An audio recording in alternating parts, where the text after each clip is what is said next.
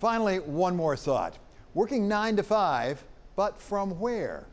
Now that we can finally go back to Manhattan dinner parties again, there's always one subject that inevitably comes up. And no, I don't mean Donald Trump.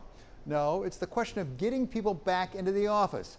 16 months ago, most of us didn't have a choice. We had to stay home no matter what. But now it's no longer a must-do, it's turning into a can-do, or even a wanna-do. And surprise, surprise, some of us find that what we once found a pain is now more of a perk. But not everyone agrees. Employees, when they're surveyed, are split almost evenly among always, sometimes, and never on when they want to work from home. And bosses are divided as well. Some of the big banks, for example, don't see any reason why employees shouldn't get back into the office, especially when they seem perfectly capable of doing other things in large social settings. If you can go to a restaurant in New York City, you can come into the office. And we want you in the office. And even some big tech companies like Apple say you need to get back into the office, that working from home just doesn't do the trick.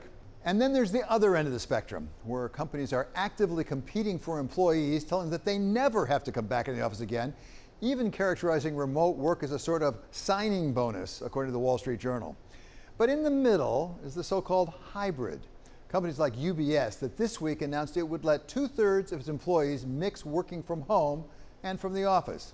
And Citi CEO Jane Fraser this week acknowledged that there's something of a fight going on over where employers end up along this spectrum. The future of work at Citi, we'll see nearly all of us back in the office, but there's a big but with that, and that's with increased flexibility. But we really don't need any survey to tell us two things. First, pretty much no one, and I mean no one, given the option, really wants to be in the office on a Friday. And second, you know for sure that all those small businesses around our office buildings, the coffee vendors and small restaurants and sandwich shops, they need us all to get back to work in the office.